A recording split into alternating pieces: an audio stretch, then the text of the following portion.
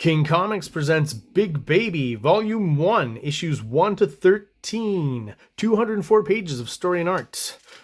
King Comics also presents Star Crasher one-shot, 32 pages, cosmic sci-fi surrealist adventure. You can find these fine comics at KINGCOMICS.CA, at MaximusRex13 on Instagram, or on Facebook, MaxRex or Big Baby. Hey everybody, what is going on? I am Maximus Rex. This is Big Baby Reviews. Check out my comics at KingComics.ca. Check out my channel, King Comics 2021 on YouTube, Instagram, MaximusRex13, and Facebook, plain old Max Rex. Today is Thursday. It is Rob Liefeld Day, so we are looking at some odds and ends today. We're nearing the end of my review run with Rob Liefeld. I've still got a few surprises. We got a few months more worth of stuff to look at, but as far as kind of where I was when I was collecting Rob back in the day, these are probably the last little bits that I got, and then I stopped buying Rob Liefeld comics altogether. And then coming back to comics later, Rob Liefeld was not anyone I was seeking out at that point. That only happened years later, and maybe a year or two ago, maybe in the last few months, I'm not quite sure, but I found this in a dollar bin Extreme Sacrifice issue from in and around this period, maybe a little bit later. So these are the two kind of odds and ends that we're going to look at today that I have in my collection. So one from when I was actually around and reading, one of the last ones, and one that I just kind of found that is kind of interesting for the same reason as this one is here. So both of these kind of represent again, as I stopped buying Rob Liefeld comics, a lot of it had to do with things like this and the way they were formatting their stories and books and putting them out and source books and, you know, just collecting art and adding a bit of narrative to it in text and doing weapons books and all this stuff really kind of turned me off, honestly. I would have much rather have all these artists focus on stories and storytelling and great using the characters and hopefully telling great stories, or trying to anyways, and that's not what we were getting. So we were getting things like this. I'm not exactly sure how I got this. I'm not sure if there was some sort of send away or whatever, but I don't think I sent away for it. Anyways, I really don't know. That's all I'm gonna say. Kind of shitty production in the sense that like you really missed an opportunity in the back here. That had to be like a deadline issue or something. Someone just kind of forgot. You would think you'd at least put like an ad or something there. Nope, just big old white space. Anyways, so the book is called Extreme. Some people call this The Art of Extreme. I'm not quite sure. Maybe there's something in the credits that will tell us or guide us and point out what it actually is. So we'll just call it Extreme. Your kind of generic kind of Rob Liefeld characters and poses here. So your kind of team shot. You've got one in the middle kind of coming towards us. Young Cable, I guess you could call him. I don't know if X-Men was out at this point where Cable's a bit younger. That happened in the Marvel Universe, and he was kind of retro copying that stuff. But yeah, so we've kind of got Cable mixed in with a bit of Super Patriot arms and just a younger version of that. He's got the Super Patriot cyberneck that Rob Liefeld introduced in Youngblood Strike File because he just didn't have a grasp on the basic Super Patriot look, who just, he is cybernetic, his arms and legs, but his neck is still human. Anyways, still a pretty cool shot, I would say. There's something in the coloring that I like here. Kiko is who colored it, and I remember again in a Rob Liefeld interview, pretty sure on cartoonist kayfabe, that he mentioned that Kiko would always color his images, right? Because apparently Kiko was really awesome. And I do, again, looking at the colors here, think he is. To use some kind of magentas and pinks and purples, is not always easy. And I think he does a really good job of it here and not using too much reflection. I mean, he's using a little bit, but that's 90s as well. So you kind of have to accept that. So another rare kind of thing here that I haven't seen much of. It's always, even though I prefer Rob Liefeld ink himself, it is fun sometimes to just see various artists do a different take on the inks on top of him. So this is Art T-Bear, who's also in Jim Lee when I guess Scott Williams is not available. And I will say that I think, I've seen Scott Williams ink on top of Rob Liefeld, and this is Art T-Bear. I'd probably prefer Art T-Bear. He's maybe a little closer to the Rob Liefeld pencils than Scott Williams is, definitely. Just when I look back here, I get kind of a Jim Lee vibe once again. How Scott Williams. Sometimes the background elements that he inks on other artists start to look like Jim Lee or like Scott Williams. I feel like that's happening a little bit here with, I think this character's name is Black Flag, if I'm not mistaken. And I always wonder, you know, in the original design, if maybe it's meant to look like Henry Rollins, right? Who was in Black Flag for a while. Was he in Black Flag? Is that the band? Yes, I'm pretty sure it is. Anyways, if I'm wrong, let me know in the comments and correct me. But I feel like there's a bit of that influence behind the character here. They found the name and realized Henry Rollins was in the band, so they kind of took inspiration from his, what could be seen, at least for a while there in the 90s, as kind of a very stern kind of military look that he had. All right, let's have a look inside. All right, credits. So what we get here are the creators and their creation, and down here the inkers. So Cybrid is created by Rob Liefeld, Law and Order created by Murat Michaels, Risk created by Chuck Jones, Code 9 created by Chap Yape, Lancers created by Richard Horry, and Black Flag created by Dan careful now, Fraga. So basically this is, I guess, some sort of anthology presenting characters that we're going to see later on at Extreme Studios, I guess. Black Flag did come out. I don't know if all of these did. I guess as we look through them, I'll recognize who these characters are maybe and see if maybe their series came out or not. I don't know for sure. So ink-wise, we've got Art T-Bear inking the Cybrid story and the Lancers story.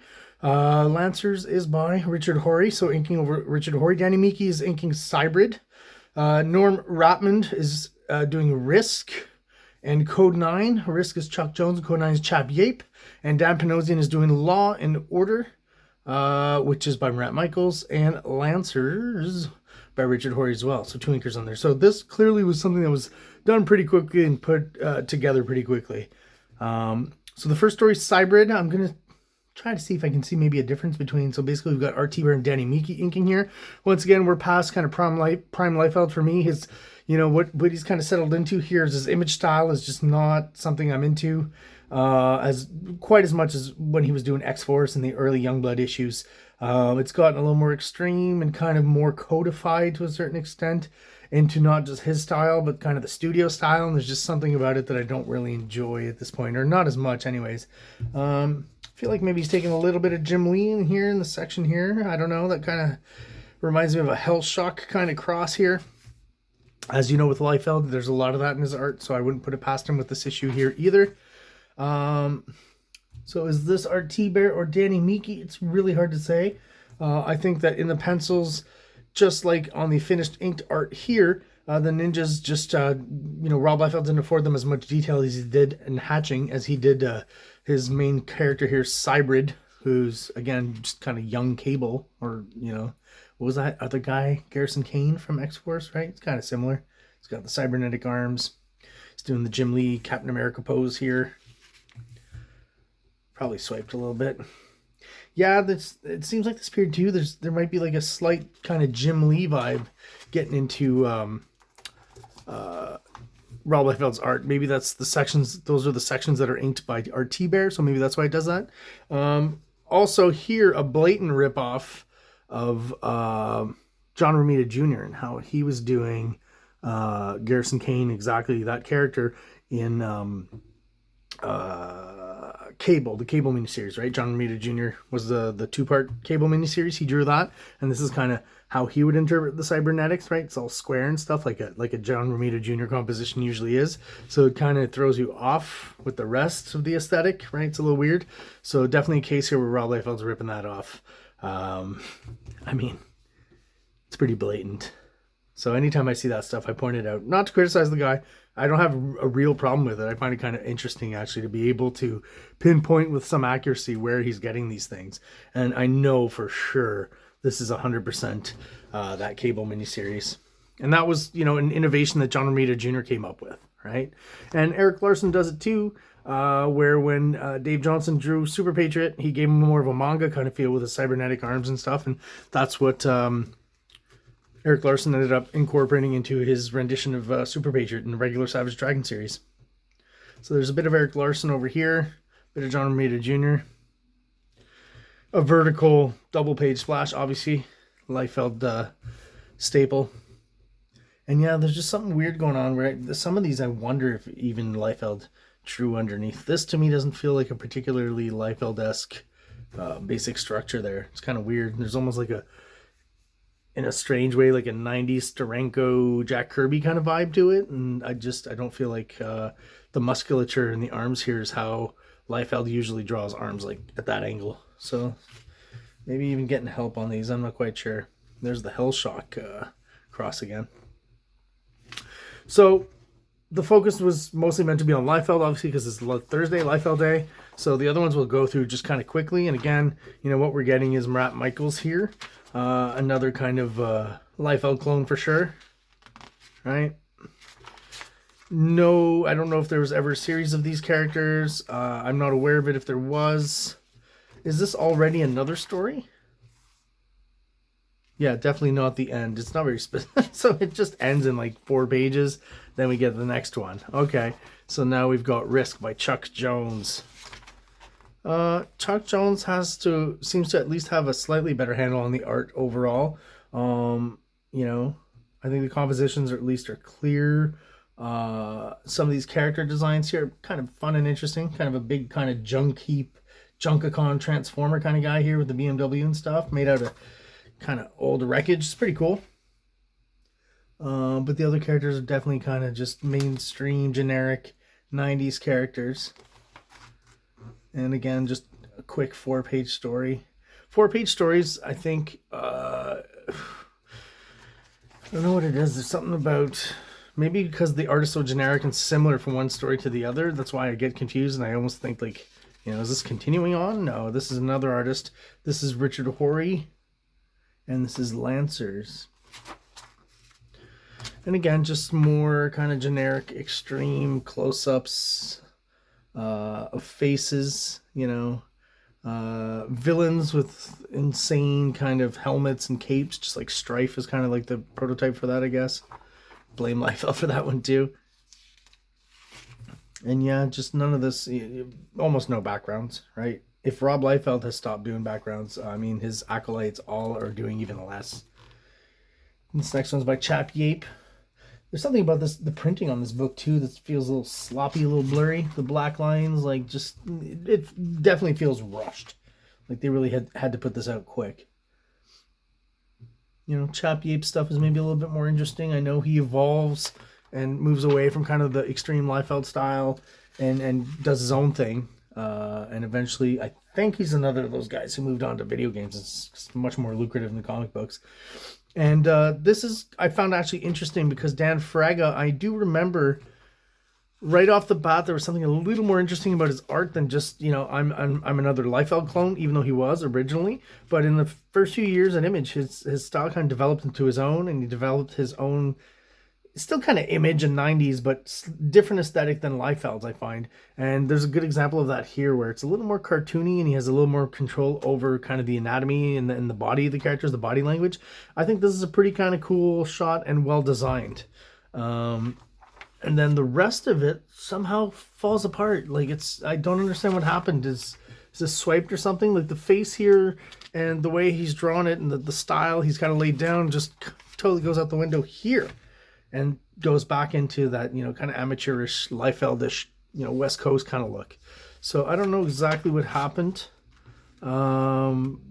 You know, I have a theory because it just kind of dawned on me. I'm looking at this gorilla here. It almost feels like it's lifted from, I would say, Arthur Adams, right? And this, not so much. Drawn probably by Dan Fraga himself. So maybe he's swiping a bit of stuff here, right? Like this Art Adams gorilla face. That wouldn't be too hard to find. And then maybe, just maybe, this is something that's escaping me, but there is an Art Adams kind of look to it. So maybe he swiped this too. I don't know. But eventually his style would kind of morph more into this kind of thing. Which this I find interesting. This, not at all, not so much. Like this here, I kind of like this, right? There's still a bit of Liefeldisms in there, I guess, but there's something about this, even though just such an odd way to, you know, finish the story and just stop off with this character laughing kind of maniacally. You know, no real indication. Like I said, this book was probably put together pretty quickly. And then you get a bio of all the characters involved in the Extreme Studios. So you can have a look at Rob Liefeld back in the day, 25 years old at that point. I don't know who drew these, if it's credited anywhere, but it does a pretty good job because I've seen pictures of all these guys and the likenesses are pretty darn right on, I would say. That definitely looks like Rob Liefeld. If you have ever seen Rob Liefeld, it's a bit older today, but he's still very kind of youthfully looking generally. Still almost looks like a 25-year-old. That is Rob Liefeld. So you got Chuck Jones, Richard Horry, Chap Yape, Dan Fraga. You can look him up on YouTube. He puts out videos every once in a while. Pretty much his look, I would say. Dan Fraga looks a lot like Vanilla Ice. Danny Miki. I don't know if I've ever seen a picture of Danny Miki before. Maybe very quickly. I knew he was Asian, right? Obviously from the name. This guy's very metal. Norm Ratmond.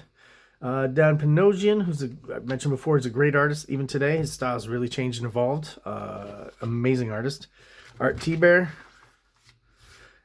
And listen, I'm not going to go through every name here. But yeah, this is the Extreme Crew at this time in, I believe, 1994. I didn't even check. Let me just, before we move on. Yeah, no, actually 1993. Okay.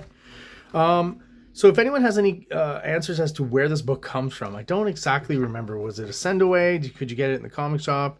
You know, you let me know if you have any information on that just down in the comments below. I'd really be interested in knowing where this came from. And again, that white cover just kills me. All right, let me make sure we still got a good zoom focus here. Yeah. Okay, so the next issue we're going to look at is Extreme Sacrifice, #1, January 1995. So 2 years later. So at this point, I'm out of comics originally when I'm a kid. So as I mentioned, I found this in a dollar bin. And, you know, I think you can open that guy up here. Here's another, you know, I've talked about Rob Liefeld ripping off characters. Well, here's another good example of him bringing back kind of his Deadpool to a certain extent. His Ninjak ripoff is here, right? Prophet, I've said before, even though now he's getting more accoutrements and stuff, and he's kind of breaking up the fact that he was symmetrical. I always, excuse me. I always appreciated originally with his design that Prophet was one of the rare Liefeld characters that was symmetrical, kind of almost had a more of a classic superhero character costume, for lack of a better term.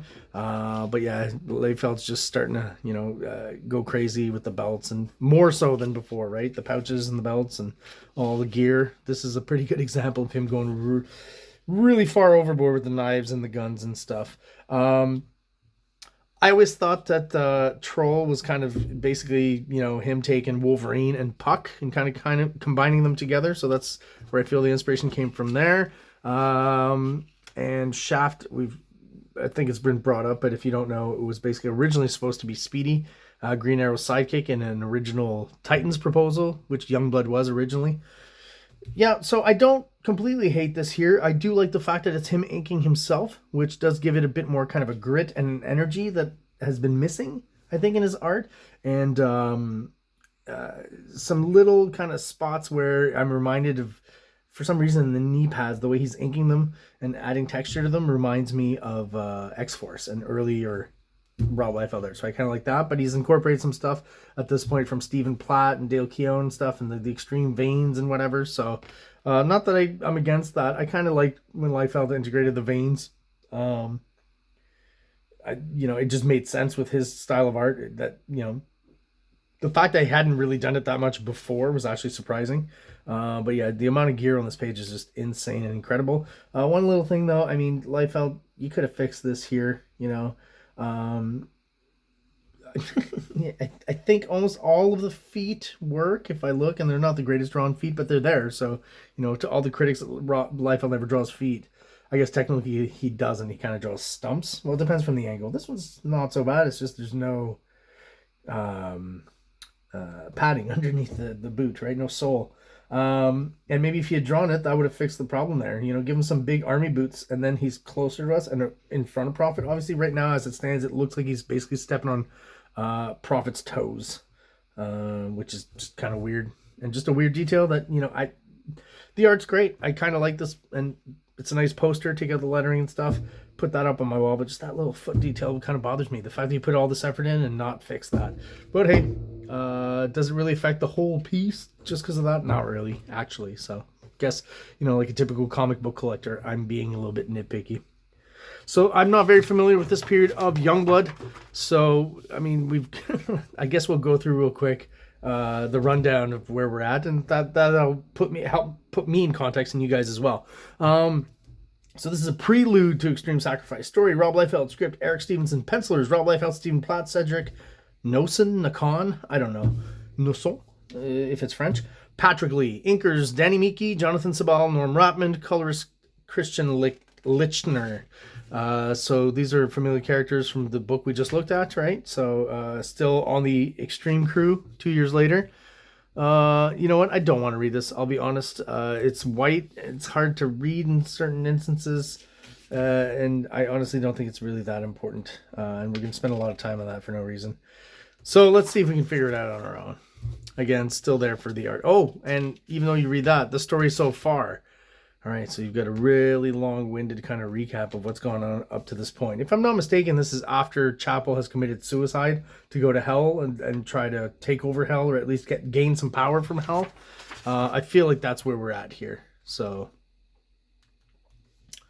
yeah, so this is Rob Liefeld's style at this time. So I don't know what's going on, but this guy definitely has the... this must be near when he did Captain America, because this guy has the Captain America chest. And I still recognize it as Liefeld in the proportions, I guess, and stuff, but it's just really gotten exaggerated, and the inking's gotten really thick compared to before, and it's just not the Liefeld that I kind of got into, right? The hand is inked it almost looks like a Wills Portasio type of inking, so it's kind of, I find it's odd. I find it doesn't look at all like a Rob Liefeld hand, so maybe someone else drew it. And no way Rob Liefeld drew these extra bits of computers and stuff in the background. That was some sort of assistant. But yeah, this most definitely is Liefeld. So we're getting a tinge of the old Liefeld with a shot like this, which I think is cool. I think he does well, right? I think maybe the original pencils are probably pretty darn sketchy, and that the inking is saving this quite a bit. It's kind of an impression I'm getting while saving this. That's funny. I always loved this guy, his Colonel Bravo, with his, like... if you were to shit a long yellow turd, like, that's kind of what it would look like. You know, those turds that, like, go all the way into the toilet hole, but also pop out the water? That's what Colonel Bravo's walking around with on the side of his head. So this guy here is the guy with the red mask we saw earlier. So that's Bloodstrike or something, if I'm not mistaken at this point. As long as it takes Cabot. So Cabot from Bloodstrike has become the Bloodstrike character. Again, I'm going on assumptions here. And yeah, the art would... Oh my god, look at this guy, man. What's Ninjak or Ninjerk or whatever they call him here? What is going on with this face here? It's like... his whole face is clenched like an anus. You can see this on the camera, right? Like, imagine... He's basically got anus face here. And, of course, you get another original creation by Rob. Roman, Prince of Tides. Now, it's clear that at some point, earlier than I did, Rob Liefeld found out that Namor, the Marvel character, the guy who swims underwater, the guy from Atlantis, etc., his name is basically just Roman flipped upside down, or flipped left to right, however you want to say it. So in this case, Rob Liefeld, I guess, figured this out, or someone told him, or it's like an old story in the comic book industry or something, and he figured that he would just flip it back around, call it Roman, and do his version of Namor, right? So there you have it. So it's the Rob Liefeldized version of Namor is what you get here, which, funny enough, looks a little bit like the Namor we got in the movies. I don't, you know what, with all those Marvel movies, I haven't seen the last few, because just, you know, after Infinity War, that was it for me, pretty much. I don't even remember in which movie he appeared. I didn't see that movie, so there you go. But he kind of looked like this, right? He had a goatee and stuff. Oh, wow, okay. So Liefeld has given us 2 vertical double-page splashes here. So here's another great shot of Colonel Bravo, this time not with 1 yellow turd, but with 2 yellow turds going all the way down to his mouth. I feel like this is kind of an influence from manga at this point from Rob Liefeld. You're getting a lot of these manga looks in his armature and artwork and stuff. Gear start to take on the appearance of, you know, manga from the 90s, basically. And this is, you know, if you don't know this guy, it's basically, you know, Image Comics Cable. So Cabot is up here, no makeup, no mask, but he is Bloodstrike. I mean, this here is not so bad. This is a pretty cool image, you know, as far as, you know, it goes for Rob Liefeld, and if you're into that kind of stuff, which I was at the time. I mean, I like this image here, I gotta say.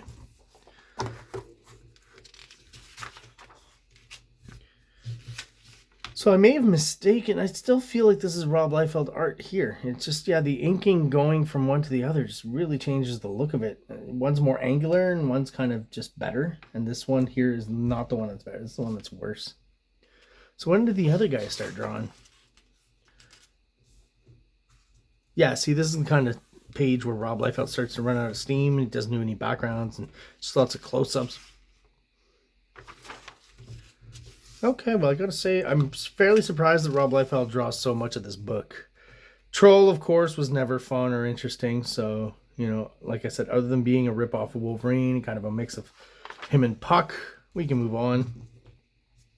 I've already parodied and laughed at this ad before in some other reviews, so I'll move on.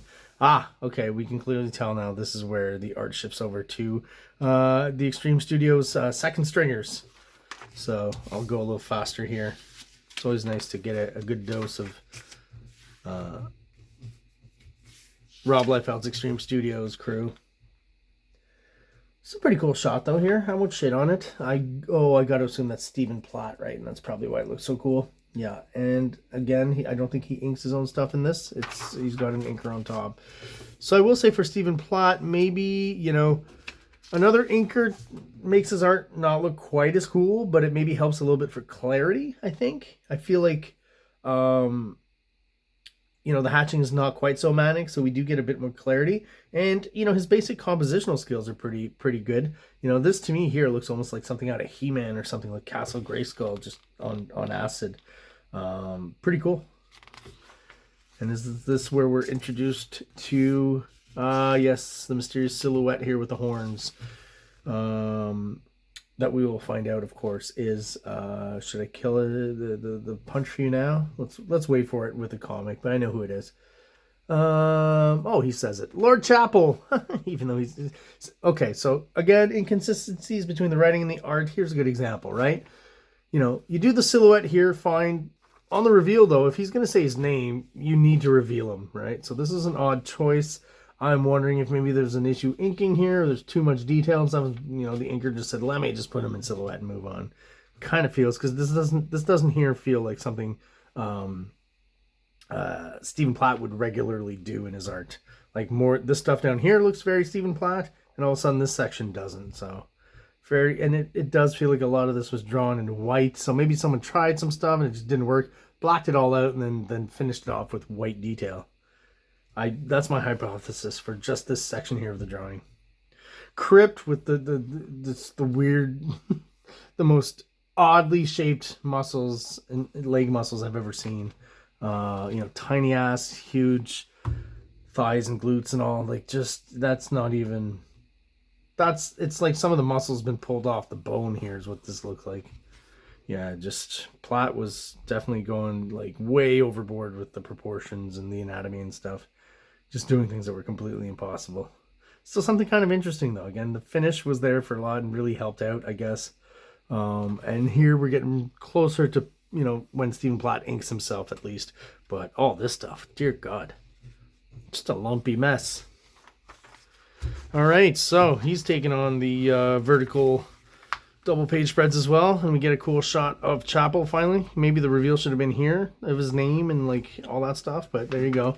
So Chapel has gone to hell, and somehow he's gained some otherworldly hellish powers. So he's become kind of a lord of hell or something like that, which is pretty interesting. But you know, unfortunately, what's going to happen, if I'm not mistaken, Tom McFarlane eventually is going to retcon. When he and Rob Liefeld are no longer friends and Liefeld leaves Image Comics, he retcons the whole Chapel killed Spawn thing, which is the linchpin of this whole storyline, right? Because that's, you know, from that event leads to the fact that Chapel kills himself in front of Spawn because he knows about Spawn's voyage to hell and coming back, and that's how he gets the idea to go to hell to get power, right? So that all falls apart when Tom McFarlane retcons it so that, you know, it wasn't Chapel who killed Al Simmons. It was, I forget her name, and when we do the review, probably next year, in a while anyways, we'll talk about it. But yeah, a character who was introduced in the movie, right? So it was really all kind of a legal thing. When Tom McFarlane made the Spawn movie, he could not really introduce Chapel as the killer of Spawn in the movie, or else he'd have to pay, rights and copyrights and stuff to Rob Liefeld. So that's why he went with another character. That, again, he retconned the whole story. So that aspect kind of negates a lot of this stuff here. I mean, I never really accepted that lady as Spawn's killer. So to me, no matter what, anyone from that generation, I think if you read those books, for you it's canon that Chapel, no matter what argument between Liefeld and McFarlane and legalities and all that stuff with the, the licenses and all, in my mind, Chapel is the one who killed Al Simmons and always will be. And yeah, just one last cool shot here. I don't think this is splat, but it could be, of this whole kind of hellish, very, like I said, very He-Man, very Masters of the Universe kind of version of hell here. So kind of cool. Here's Stephen Platt drawn and inked version of Crypt here. So you can see, like I said, that manic inking that we keep talking about. And of course, whatever you think of his art, again, I will say, like most artists, it's just when he inks himself, I do find that's the best version of him. And this almost seems a little rougher to a certain extent down here with the boots and stuff than he usually does. And a little clear, maybe not quite as hyper detailed, even though it still is. Maybe you're working more towards the color or something, but that's a very dynamic, a lot of movement in Stephen Platt's art. Like it's the characters are almost like, there's like static electricity everywhere. Newman was never interested in that at all. What is this? There's no pressure to buy, and Bedrock is pointing a gun at you. Very clever, Liefeld.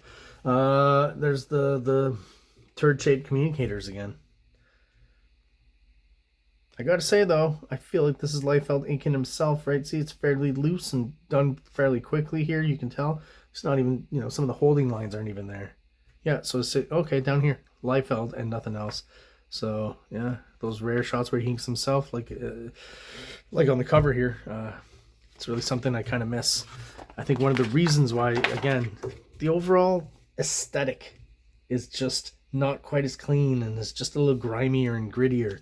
And what I liked, this kind of a throwback to just a few years earlier when he was on X-Force and early Youngblood, and pushed a little bit further, actually.